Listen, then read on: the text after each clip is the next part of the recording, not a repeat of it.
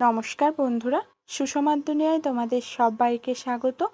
আর শুভ সকাল, শুভ রথযাত্রা তোমাদের সবাইকে। ভগবান আমাদের সবাইকে ভালো রাখুক আর সুস্থ রাখুক, সব বিপদ মুক্ত করুক। আজকে সকালবেলা ঘুম থেকে উঠেই দেখি গাছ থেকে নারকেল পড়েছে, তো নারকেলগুলো কুড়িয়ে নিলাম। নারকেলগুলো কুড়িয়ে যা সমস্ত কাজ থাকে বাইরে সেগুলো কমপ্লিট করে চলে এসেছি সোজা কাজের ঘরে কাজ করতে। আজকে তো রথযাত্রা, তবুও সকালবেলার দিকটা কাজ করে নিলাম।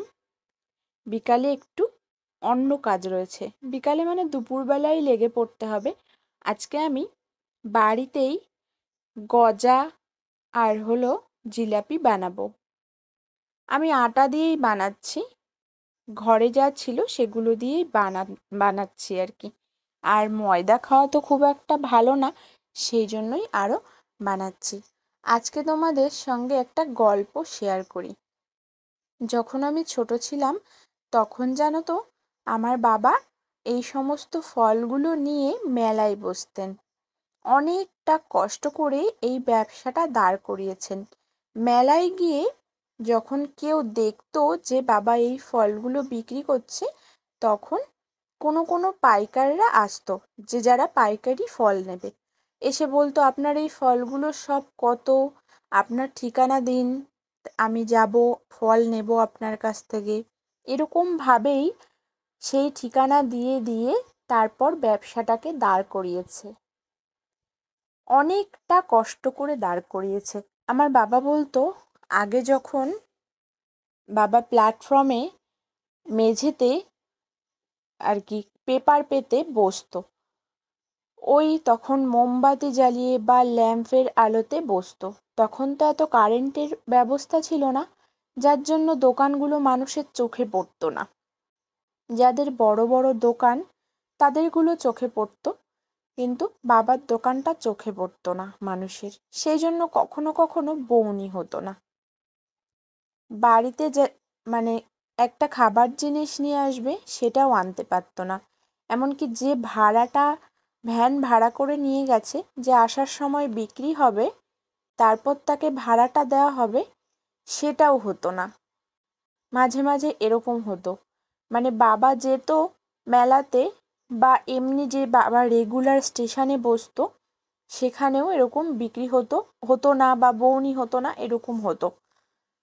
হলেও সেই টাকাটা ভাড়ায় লেগে যেত, খুব সমস্যা হতো। তো বাবাকে মাঝে মাঝে মা মানে বাবা আটা না নিয়ে চলে আসতো রাত্রেবেলা রুটি খাবে বলে। তো মা বলতো আটা আনোনি, বাবা বলতো কি করে আনবো, আজকে তো বউনিই হয়নি। তো এতটা কষ্ট করে করে আজকে যখন মানে আমার বুদ্ধি হওয়ার পর্যন্ত কিন্তু আর বাবাকে আমি অতটা দেখিনি মেলায় যেতে। তখন বাড়ি থেকে পাইকাররা নিত, তারপর থেকে আর বাবা মেলায় যেত না। কষ্ট করে হাতে করে দুটো ব্যাগ নিয়েও যেত মেলায়, জানো, খুব কষ্ট করেছে ব্যবসাটা দাঁড় করাতে।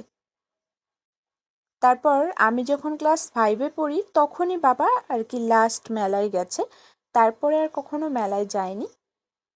আমাকে বলছে, আজকে মেলায় গেলে বিক্রি করে কি আনবো বল।